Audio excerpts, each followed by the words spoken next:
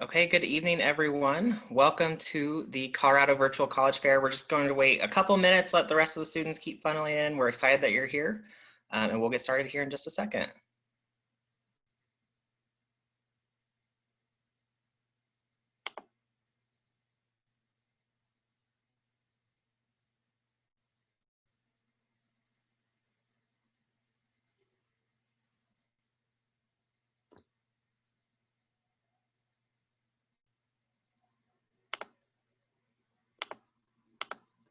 Okay, it looks like we have most of our students here, so we're going to go ahead and get started. Good evening, everyone. Again, welcome to the Colorado Virtual Fair. Thank you for joining us. We're really excited about this this evening. We have lots of great sessions for you, lots of great information to learn about colleges that you're interested in. So I'm just going to go over a few housekeeping items. We'll turn it over to the colleges right after this. So just so you know, your cameras and microphones are all off. So we and the panelists can't see you or hear you, so don't worry about that. The best way to engage with our panelists tonight is to use the Q&A button that's on your screen to type your questions to the presenters at any time during the session. So they'll be responding to you, just typing responses throughout the session, and then we'll also have some time for Q&A at the end. So this is going to be pretty rapid fire. Each college has about 6 minutes to present, give you a good kind of understanding of their institution, and then have some time for some general college search questions at the end. If they don't get to your question, don't worry. All of the colleges are going to receive your contact information and your questions so that they can follow up with you afterwards. So they will be doing that.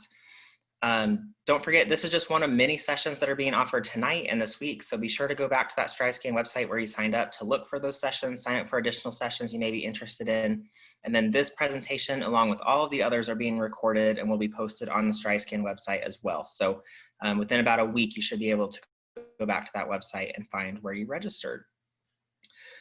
So we are going to kick things off. So this is what our schedule looks like for tonight. We are in session A7, so we're going to kick things off with Connecticut College, and I will let you take it away.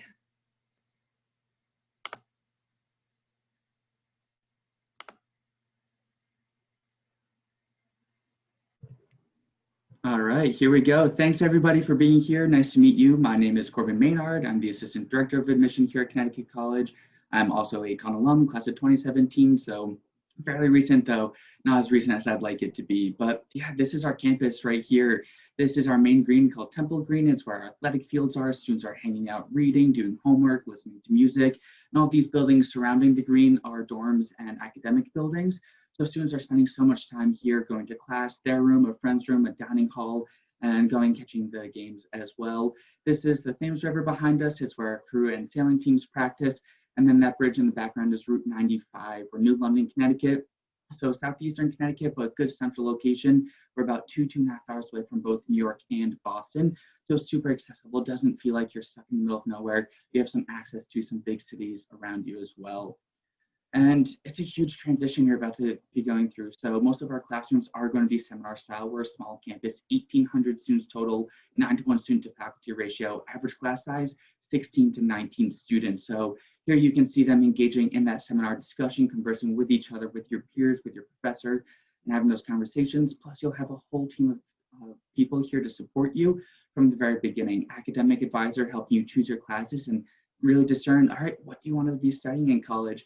A staff advisor, what it's like to be on campus and be a member of the Con community, career advisor, I have a fantastic and nationally recognized career office that works with you for all 4 years. It's not just going to be your juniors and seniors years, but really starting from day one, your first year at Con, you're going to have that support, someone who's going to help you find internships and jobs and research opportunities, and then a student advisor. We often call them essays. Con loves acronyms and shortening names. And they don't always explain them. Actually, my first day of orientation, just finished studying in my room, was super excited. Gentleman walks in and says, hey, do you have your essay? And I panicked. I thought it was my first college assignment. Thankfully, he's talking about my student advisor. It's a current student on campus here to welcome you, just help you with that transition from the student perspective. We usually go with sophomores because they just went through the transition you're now going through. They can more directly relate and empathize with you. So it's really nice having this whole team of support during this big transition in this new life period for you. Plus, we have a brand new curriculum called Connections for the punnier folks on campus who like to call it Connections, but it's putting the liberal arts in action. And the whole point behind this new system is to give students a little bit more ownership over their education. So you have until the end of sophomore year to declare your majors and minors, but the new ways that you can go Bachelor of Arts is through integrated pathways or interdisciplinary centers. And the way it works is it's a theme or topic with a series of courses underneath to relate back to that theme or topic, and then ultimately back to your major and minor as well. Pathways are more flexible. You get to choose what courses that you're taking and how they relate versus centers. You have requirements. Plus, you do have to apply for the centers versus the pathways you declare like it's another major or minor, but it's not here to replace them, it's to supplement and complement them. And one of the really cool things is we're really highlighting and stressing research on campus.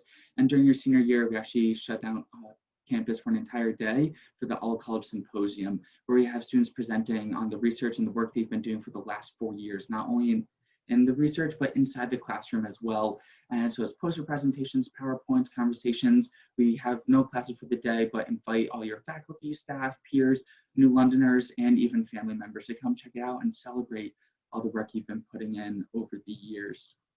So here's the Career Center quickly. As I say, you have the pre-professional advisor. You're going to have 4 years experience working with them, and they have a series of workshops to help you. If you complete all these requirements, you can actually earn up to $3,000 that can be used for anything: cost of travel, renting an apartment, buying food, paying for a program.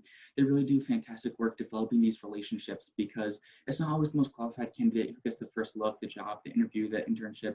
It's the one with the best connections. Con's going to make you the most qualified candidate, and the career office is going to make you the most well-connected. They'll bend over backwards to help get your foot in the door. Heck, they'll get your whole body in the door if they can. So they really do fantastic work. 96% of our grads within a year of graduating are either employed in grad school or a combination of the two. And it all stems from the work that you start doing your first year inside the career office. And then the honor code and shared governance is such an integral part of your time here at Connecticut College. You sign it upon entry. That's what students are doing here. They sign the giant poster. In essence, hold everyone and everything to that higher standard. Treat everyone and everything with respect. And with that respect comes decisions for the college. With the shared governance, your student voice is super powerful and heard on campus. You make decisions for the college: renovations, funding, events, clubs, organizations, policies, all of that. Students have a say in that, because this is supposed to be your home away from home for the next 4 years. So your voice should matter. You should be able to speak your mind and have someone listen to it. So this all stems from the honor code and shared governance, which you're instructed on and indoctrinated to from the very beginning as soon as you step foot on campus. And speaking of campus, it's absolutely gorgeous. This is our library in the background. We get all 4 seasons on campus, which is really pretty, feels like something new. Plus, we're also renovating new spaces all the time. This is where our study away office is, plus a lot of collaboration spaces. So once again, really promote that sense of community and that connecting with each other.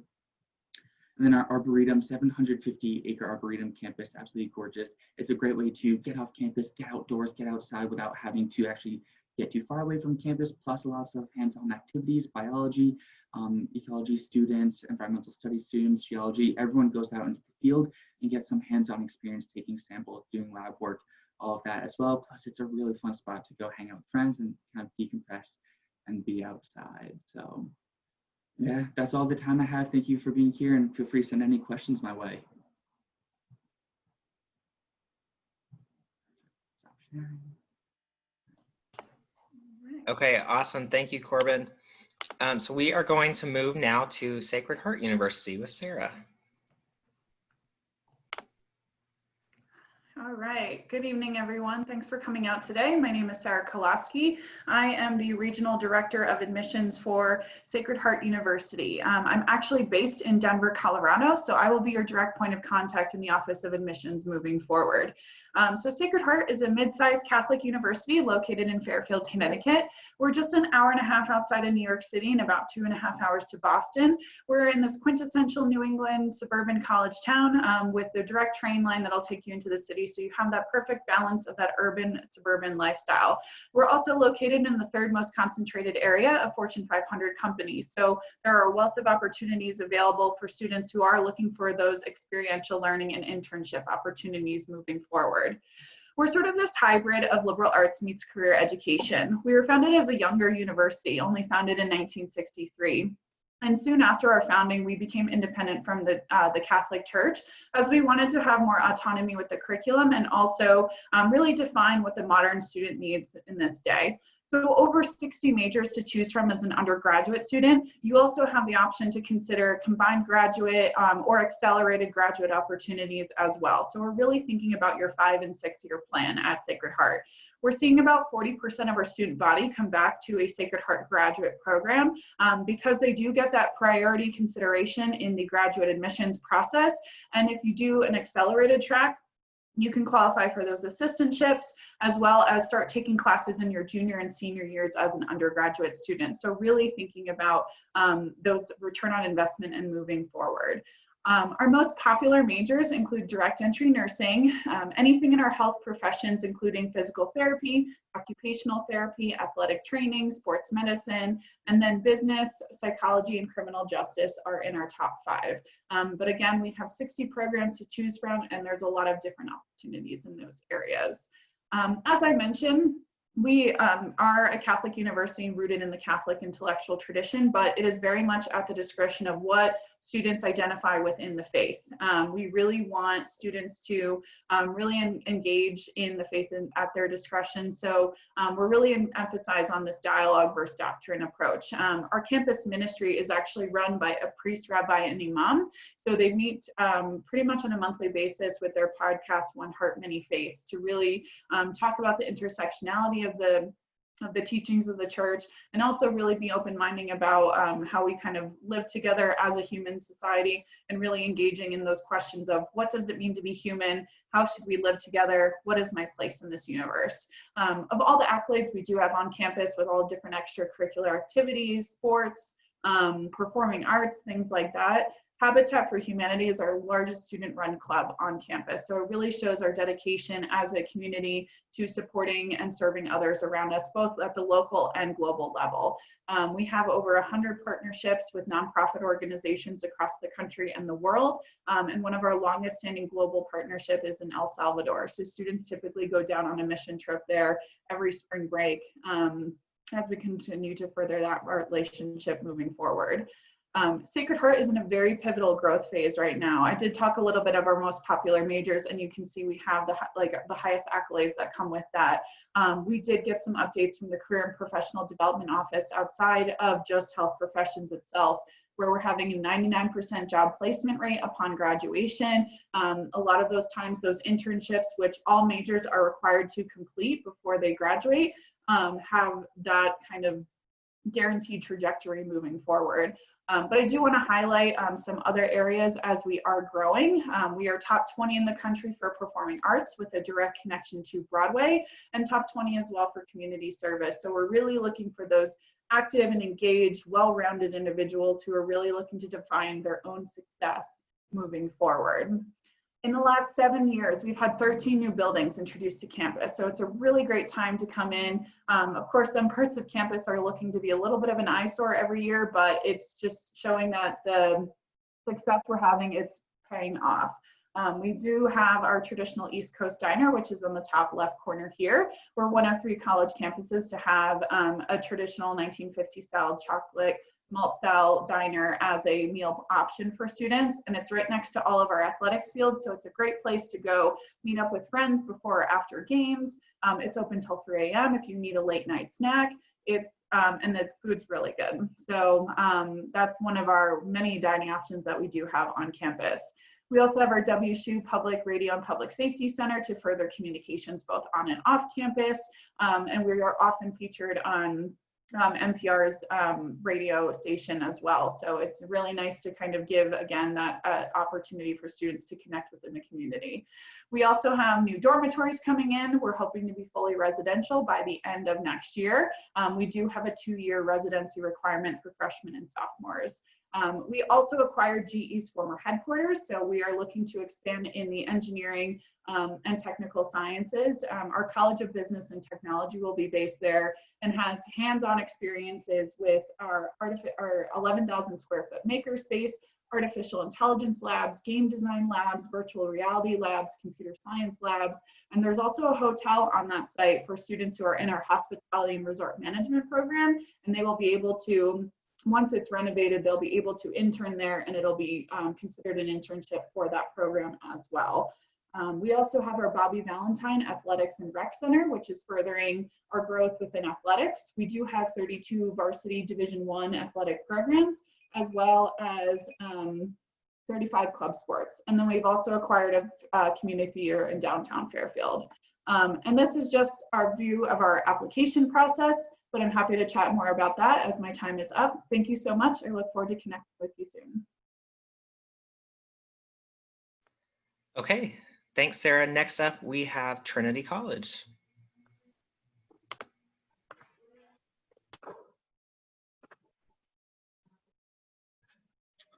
Okay, hello everyone.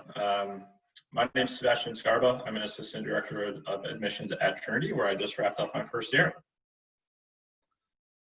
So starting to think a little bit about Trinity and who we are. So first and foremost, we offer some unique programming. So what we mean by this is that we have a traditional liberal arts college, but we do also have some innovative programs as well. So what that means for you is that we have a human rights major and minor, along with a fully accredited engineering program as well. Second, in terms of support and community, we have a very strong commitment to the social and academic support and success of all of our students, not just in the first year, but really throughout their college experience at Trinity. And then finally, our location. So we're located in Hartford, Connecticut, so in the capital of the state of Connecticut. Hartford provides students with numerous opportunities for internships, work, professional opportunities, as well as entertainment. So talking a little bit about the first year. So first and foremost, we have a number of pre-orientation programs that we offer that really serve as a sort of welcome and as an introduction to college life for students.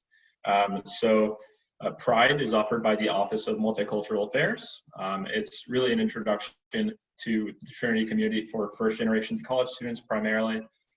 Quest is essentially a outdoor adventure, typically around 2 weeks or so, where students spend some time on the Appalachian Trail. Some of these other offerings are around leadership, around specific co-curricular interests as well. So in terms of academics during your first year, we offer a first year seminar program. This essentially is going to have you be in a class with right around 15 students or so. Some of these classes are as small as 6 to 7 students. Your professor is going to serve as your academic advisor, and then you'll also be paired with a upperclassman, essentially a junior or a senior, as your sort of student mentor. We do also offer a number of gateway programs. So these are essentially an extension of the first year seminar program, where you'll be able to dive a little bit deeper into specific academic areas and areas of interest. Thinking a little bit about housing, we do offer singles for students all throughout their 4 years at Trinity.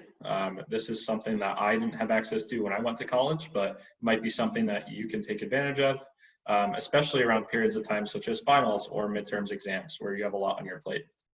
And for the most part, students really enjoy living on campus. We have right around 90% of our students living on campus all 4 years at Trinity.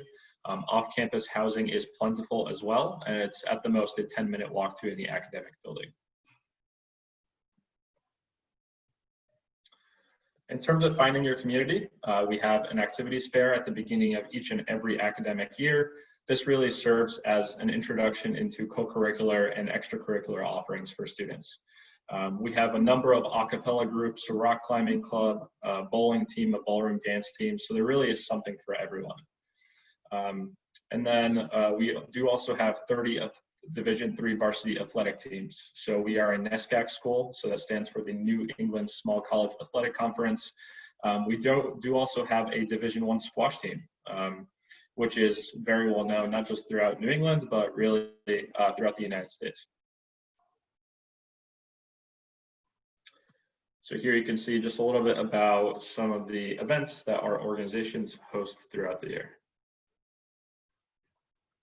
So a little bit about Hartford. So as I mentioned, Hartford is home to many options for entertainment, for opportunities in terms of internships and professional work opportunities. In terms of getting around, it's very easy to do so. We do provide each and every student with a free bus pass, which will take them, whether it's down 10 minutes to the downtown area of Hartford, or even a little bit further, say to New Haven, where they can then catch a train to New York City for the weekend. We have movie theaters, we have restaurants in Hartford, art galleries, museums, festivals throughout the year. There's always something happening. We do also have some semi-professional Hartford athletic teams. We have the Hartford Yard Goats in terms of baseball and the Hartford Wolfpack in terms of hockey. So in your second year, the focus here, at least in terms of academics, is really around major selection. We really allow students to take, any time that they need in terms of making that decision. First year students are highly encouraged to explore our curriculum and to get a sense of their strengths, their weaknesses, and also just to develop a very, again, intentional plan for the future and for their goals. Thinking a little bit about distribution requirements, we'll ask students to complete coursework in the humanities and the natural sciences, the social sciences, fine arts, numeric and symbolic reasoning, as well as foreign language, along with health and wellness. What's really great about all of these is that you can satisfy them throughout your 4 years. You can spread these out however you see fit. And we're also very flexible in terms of each content area. So if you're not a math person, you're not going to be required to take a multivariable calculus class. You can instead take, for example, a statistics course.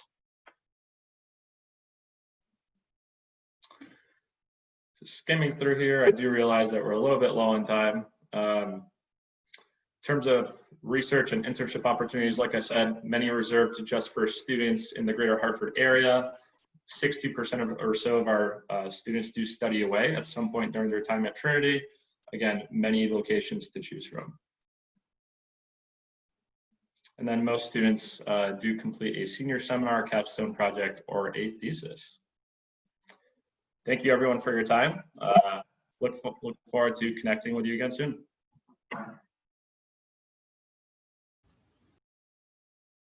Great, thank you, Sebastian. Okay, up next, we have the University of Connecticut.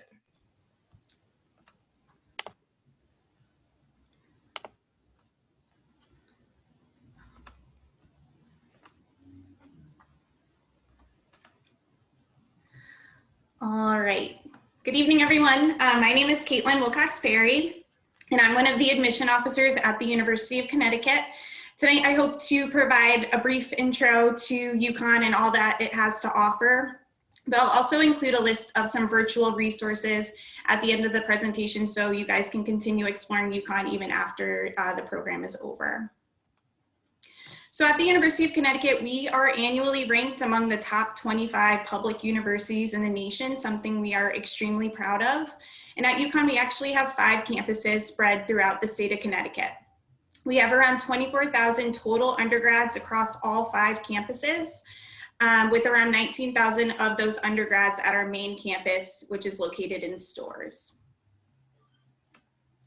And as I just mentioned, UConn's 5 campuses are spread out across the state of Connecticut. The main campus is located in Storrs, and we also do have regional campuses in Hartford, Waterbury, Avery Point, and Stamford. The main campus is conveniently located in the northeastern part of Connecticut, so we're about an hour and a half away from Boston and about 2.5 hours away from New York City. And at the University of Connecticut, we are invested in providing students with a warm, inclusive, and richly diverse community for all students to thrive, truly being one community with many cultures. About 1/3 of our undergrad students identify as ethnic and racial minorities. We have more than 90 countries and 42 states represented within our student body. And we also have around a 14% international student population as well. Jumping into the academic programs at UConn, we have over 110 different majors and over 320 different minors and concentrations. All of our majors are housed into 10 different schools and colleges, and our top most selective programs can be found in the School of Business, School of Engineering, and School of Nursing.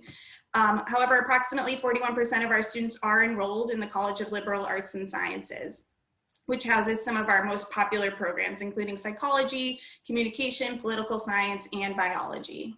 And about a quarter of our students come in undecided as well. So if you're not 100% sure exactly what you'd like to do, we have a really great set of academic advisors that'll work with you to help figure out what your interests are and how those align to the majors that we offer at UConn. Even though we are a larger campus population, our student faculty ratio is still 16:1, and our average class size is around 30 to 35 students. So this gives students the opportunity to attend a larger institution, but still have a small campus feel within the classroom. Moving on to student life on campus, our students at UConn have a lot of school spirit. Men's and women's basketball games are some of our most popular events on campus, and they're actually free for students to attend.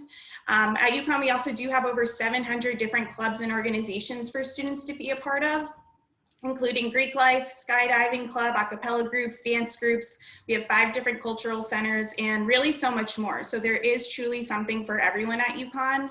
And if we don't have the club that you're looking for, it's really easy to start your own club at UConn as well. At UConn, we also do understand the importance of experiential and hands-on learning opportunities in the form of internships, co-ops, shadowing, and more. Every year, we have over 700 companies on campus actively recruiting our students. Community service is also very important to our students at UConn, and over 1.3 million hours are spent by our students serving their community annually. In addition, we also do have over 135 different study abroad experiences for students, and students can really participate in that when it's convenient for them. So we do offer the traditional semester-long trips, but we also do have short-term trips during winter break and spring break as well. So moving quickly through the application process at UConn, we do a holistic review when evaluating your application for admission. So that means that we are looking at every single piece of information that you choose to submit. And we're not just focusing solely on academic information. We are also taking into account your extracurricular involvement, personal qualities, and any additional factors that can be revealed in your essay or optional letters of recommendation.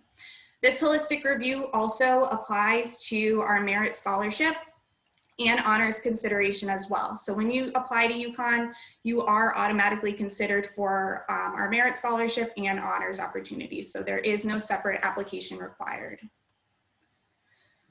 UConn is also now a test optional institution, beginning for students applying into the 2021-2022 academic year. And when we say test optional, we truly mean that. It is your choice as a student to decide whether or not you'd like to submit test scores or not. But at UConn, no admission decision will be negatively impacted, and no student will be at a disadvantage if they choose not to submit. So again, it is entirely up to you as a student to decide. This test optional policy is also in effect for our merit scholarship and honors consideration as well. Really quickly, some important deadlines to take note of. At UConn, we do not have early action or early decision. We have what's called a priority consideration deadline, which is if you are interested in any merit scholarship or honors, I would recommend applying by this date. January 15th is our regular deadline. If you're interested in need-based aid, please submit your FAFSA by February 15th, and we send in all admission and financial aid notifications beginning around March 1st. And that's the end of my presentation. If you guys have any other questions, please feel free to reach out to me via email, and also take a look at our virtual experiences available on our website as well. Great, thank you, Caitlin. Okay, next up we have Wesleyan with Aiden.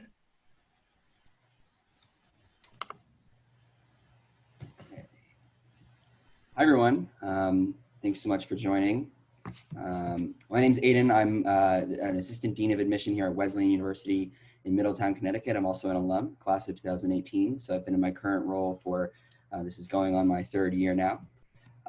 So where is Wesleyan? Wesleyan's in Middletown, like I said, equidistant from New York and Boston. All of my colleagues have talked about how centrally located Connecticut is. The beautiful thing about Middletown is that it's really equidistant from a lot of places that are not just Boston, New York. Equidistant from the train station in New Haven, the airport in Hartford, and it's located in a really great college town. Middletown itself is a city of about 50,000 people with a vibrant Main Street. Lots to do there, not that you need to, lots to do on campus as well, but Middletown itself is an excellent place to live. I'll talk more about that in a second. Wesleyan at a glance.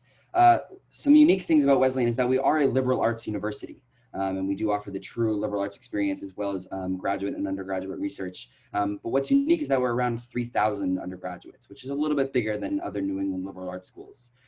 Students come from all over the world, all over the country, and there are 3,000 of them to about 200 and 250 graduate students. And so what that means is resources that are poured into graduate research really trickle down to the undergraduate level, and it really allows for undergraduates to pursue their own research, something, again, I'll talk about in a second. Even with 3,000 full-time undergraduates, we are able to still have a 8-to-1 student-to-faculty ratio. Something I always say is it is impossible to graduate from Wesleyan without cultivating at least a few meaningful relationships with faculty. That's sort of a hallmark of the liberal arts at Wesleyan. What we mean when we talk about liberal arts, though, is that we have what we call an open curriculum. The only two requirements to graduate from Wesleyan are that you fill at least one major, and I say at least because over 50% of Wesleyan students will double major. And the other requirement is 32 credits, which mathematically is 4 classes a semester for 8 semesters. That's really it. Beyond that, the open curriculum allows you the freedom and flexibility to take classes in any department that you want, which means a few things. First and foremost, you'll never be taking a class that you don't want to take. And perhaps more importantly, you'll never be surrounded by other students who don't want to be there. We don't have any kind of mandatory distribution requirements. We do offer something called the General Education Expectations, which we expect students to take 3 courses in each of the 3 divisions: natural sciences and mathematics, social and behavioral sciences, humanities and arts. Not a requirement to graduate. 90% of Wesleyan students will fulfill their general education expectations simply by being curious and taking advantage of what we call interdisciplinary learning and innovation. At Wesleyan, our most popular majors are going to be similar to other liberal arts schools: economics, history, biology, psychology, math. However, we have 6 interdisciplinary programs that combine areas of study into something completely unique. For example, I majored in something called science and society, which is a very public health oriented major. Really allowed me to combine things like technology and engineering, as well as sociology and anthropology and psychology. Something completely unique to Wesleyan. Like I said, there are 6 interdisciplinary majors. More students are enrolled in an interdisciplinary major than are not. So they are an extremely popular avenue for students to feel like they're taking advantage of the open curriculum, and they really showcase just the curious energy that is on campus. And I say curious, and I mean collaborative. Wesleyan is a collaborative environment, academically not competitive whatsoever. I mentioned at the start that research plays a huge role in people's experience at Wesleyan, and it is really true. Research is available across all disciplines, not just in the STEM fields, although it is highly encouraged if you want to pursue research to get that ball rolling as a first year. Professors who work in the STEM fields, who have laboratories on campus, encourage first years to get involved, for them to approach professors during their office hours and really take advantage of those opportunities. Wesleyan pours about $25 million into scientific research every year, which is more than twice the next liberal arts school. And so those resources, like I said, there's only 200-ish graduate students and 3,000 undergraduates, and those resources really trickle down to the undergraduate level.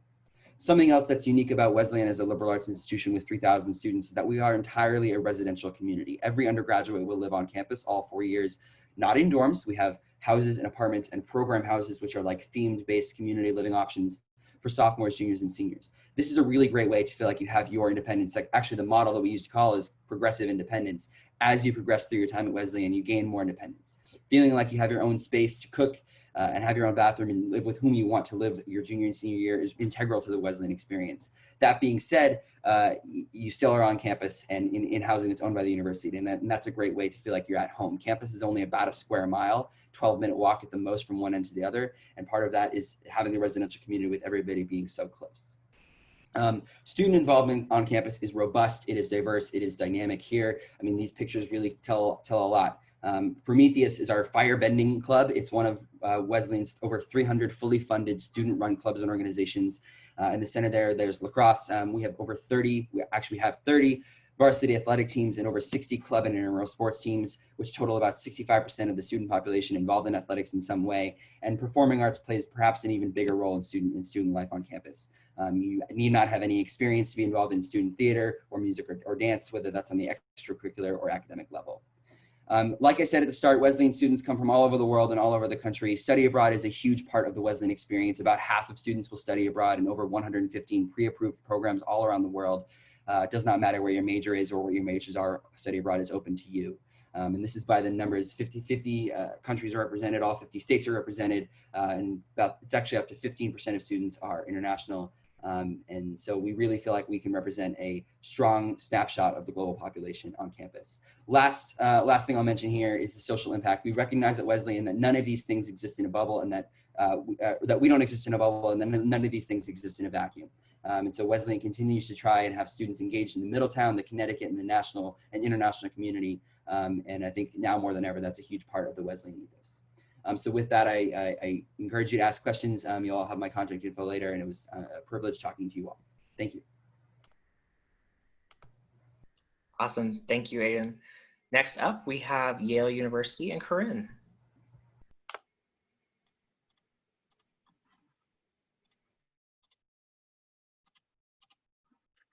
Hi everyone. Before I fully begin, I just want to encourage you all to use the Q&A. If you have any questions, we'll hopefully have a few minutes at the end to answer a few of them live, so feel free to submit them. But hi again, my name is Corinne Smith, and I'm the Yale admissions officer who covers Colorado. This is my 5th year working at Yale and my 3rd year covering the state. In addition to reading applications, I'm also Yale's Quest Bridge coordinator, and I oversee all of our rural outreach and recruitment, as well as advise a student organization called the Rural Student Alliance at Yale. And so to begin, capturing everything about Yale in only a few minutes is impossible, but our office gave it some thought and we came up with something really concise. Yale is and. Now, if you've never heard this phrase before, it might sound a little bit odd, but give me a chance because I actually think that this captures Yale quite well. And that's because we know in the college search process, there are a lot of ors. Do I want to study math or history? Do I want to get involved in theater or robotics? Can I do research or study abroad? And at Yale, we don't want our students to have to choose. What most sets us apart is this philosophy of and. And so the first place that you see this idea of and is in our home city of New Haven, Connecticut. New Haven is a perfect fit because it's an and city. When you live in New Haven, you get the best of both a big city and a college town. Yale has a traditional college campus with libraries, residential halls, quads, and classrooms, but the heart of downtown New Haven is only a few minutes walk away. It has great shops, restaurants, music halls, theaters, and the second largest collection of free public art of any US city. And fun fact, the hamburger was actually invented in New Haven at a place called Louie's Lunch, which still operates today. At the last census, New Haven was the fastest growing city in the Northeast. It's a less than a 2-hour train ride from Boston and New York, but it's definitely its own small city. And students can also enjoy the nature of Connecticut because campus is only a short walk away from an area called East Rock, which leads up to a physical rock that students can hike, bike, run, and climb. Now, to talk about Yale as an and university, it's really important to understand our undergraduate education, which combines the best of a research university and a liberal arts college. I want to take a second here to define what the liberal arts means. Growing up, I always thought of it as a subject area like the sciences or arts or humanities, but it's actually referring to how we study and approach learning rather than what we study. So students can choose from any of our 80+ majors, but regardless of whether they're majoring in engineering or math or music or political science or creative writing, we're going to ask them to take classes in many different areas during their time at Yale. And so to make this possible, all Yale undergraduates enroll in the same liberal arts college called Yale College, and no one's required to declare a major until the end of their 2nd year. And they can easily change that major as many times as they want up until their senior year. Ultimately, the major makes up about 1/3 of a student's course load, and we don't have a core curriculum. So Yaleys choose each of their classes for themselves, and they have a lot of wiggle room, which means that our students have plenty of opportunity to explore, double major, change their major, do research, study abroad regardless of their major, and pursue a pre-med or pre-law track if they'd like. The scholarship happening at Yale, like all the universities on this presentation, is of course world-class. We have more than 1,200 labs and more than 2,000 courses offered to undergraduates each year. I do like to highlight that 95% of our students in the science and engineering disciplines will pursue research by the time they graduate, but more than 2/3 of students in the social sciences and humanities will also pursue research, and that's because it happens in every single department. One thing that I find really unique about Yale is that we offer interdisciplinary majors, which are made up of 2 or more subject areas combined into one major. We know that students often have multiple academic interests, and like I said at the very beginning, we don't want them to have to choose between those things. So interdisciplinary majors such as physics and philosophy, computer science and the arts, and ethics, politics, and economics all exist at Yale. As we head to this next slide, you might remember me saying that all Yale undergraduates are enrolled in Yale College, which houses our majors, but you'll also hear Yaleys refer to their residential college. This can be a little confusing at first, but it's a really cool way that our students live and learn. These residential colleges are also my favorite thing about Yale. Every Yalie is assigned to one of our 14 residential colleges, and they're randomly assigned before they ever arrive as first-year students, and they're assigned for all 4 years. Now, each college is its own independent living space. All students live in suites, typically of 4 to 6 students who share a common room and a bathroom or two. They surround a central green courtyard, and each college has its own dining hall, common room, library, gym, music practice room, and dance studio. They're also a microcosm of the university, in that students get to meet and learn from other students and professors who are assigned to the college. They also have a dean and a head of the college who are responsible for creating community there. They might bring in pizza during midterms or take students to see a Broadway show for a free or very reduced price. And a lot of our faculty will eat lunch in the colleges, advise students, give special talks, and attend events. And so the final and quality that I want to leave you with is Yale's combination of tradition and innovation. We're 319 years old, but every class of students reinvents the university in their own way. So if after this session you'd like to learn more about us, our traditions, and our opportunities, we do offer virtual information sessions and live student forums every Monday through Friday. And we have an incredible podcast called Inside the Yale Admissions Office that dives into the application process, essay writing, and other hot topics. Thanks so much for your time. Great, thank you, Corinne. Okay, well, those are our 6 presenters for this evening. We have about 3 minutes. If anyone has any questions they want to submit in the Q&A, please do that. Our institution-specific questions, we'll follow up with you afterwards, but I know we probably have some general college questions out there too. So if any of our presenters have any final thoughts they want to share, now would be a great time. We'll just wait a couple seconds.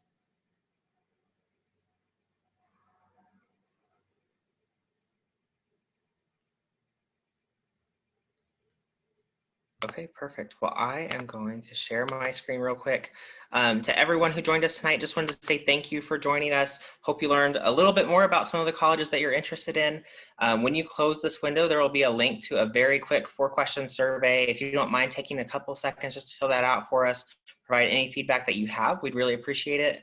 Don't forget, this was just one of many sessions being offered tonight and this week, so be sure to go take a look out for those sessions and sign up for any others you may be interested in. And don't forget that you can find the sessions recording as well as all the others on the StrideScan website in about a week or so. So again, just want to say thank you for coming. Have a great evening, and we'll see you in another session soon.